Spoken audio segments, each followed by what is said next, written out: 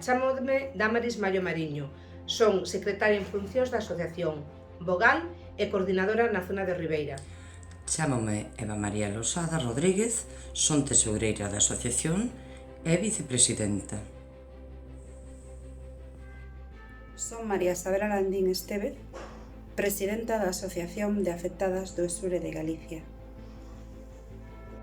O vindeiro 25 de novembro é o Día Internacional da Violencia contra a Muller, entendendo por violencia contra a muller todo acto contra o sexo feminino que teña un dano ou sufrimento físico, psicológico ou sexual para a muller, como as ameazas, coacción e a privación da liberdade, tanto na vida pública como na privada. Convocamos a realización dun vídeo para sensibilizar a opinión pública sobre o problema da violencia obstetricia contra as mulleres. O noso vídeo colgarase na páxina o día 25 de novembro, podendo partillalo e enviando ao WhatsApp e máis o email da presidenta antes do 15 de novembro.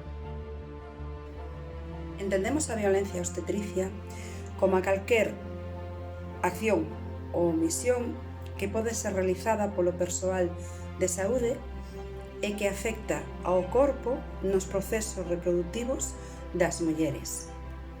Pode ser un trato deshumanizado, pode ser unha medicación injustificada de calquera dos nosos procesos naturais.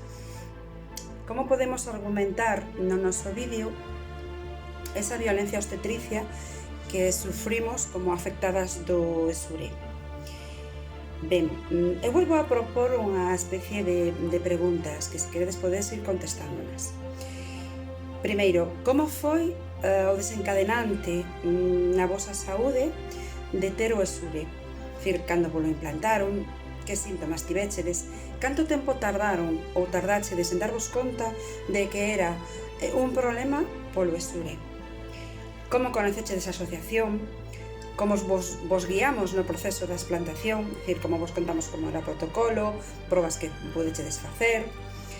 E principalmente, no que ten que recoller o vídeo é cal foi a peor cita que tivéchedes en xinecoloxía? Como vos trataron ante os vosos síntomas e como vos sentíchedes? E a día de hoxe, que sentides cando tendes que ir a unha cita en xinecoloxía?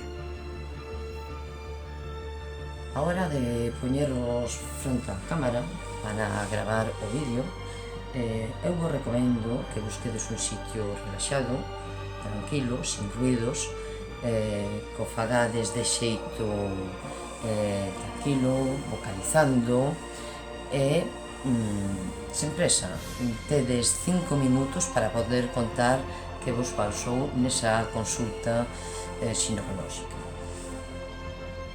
Eu o que vos aconsello é que fagades, cando vos poñades a gravalo, como se estiveres falando con un andenoso, contando que acabades de vir a consulta, todo o que vos pasou.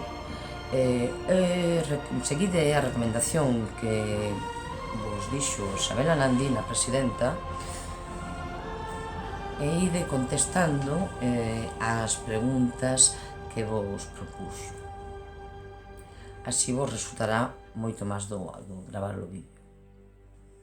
Recordade que a hora de contar a historia non nomear o facultativo, non insultalos, faltas de respeto, e tamén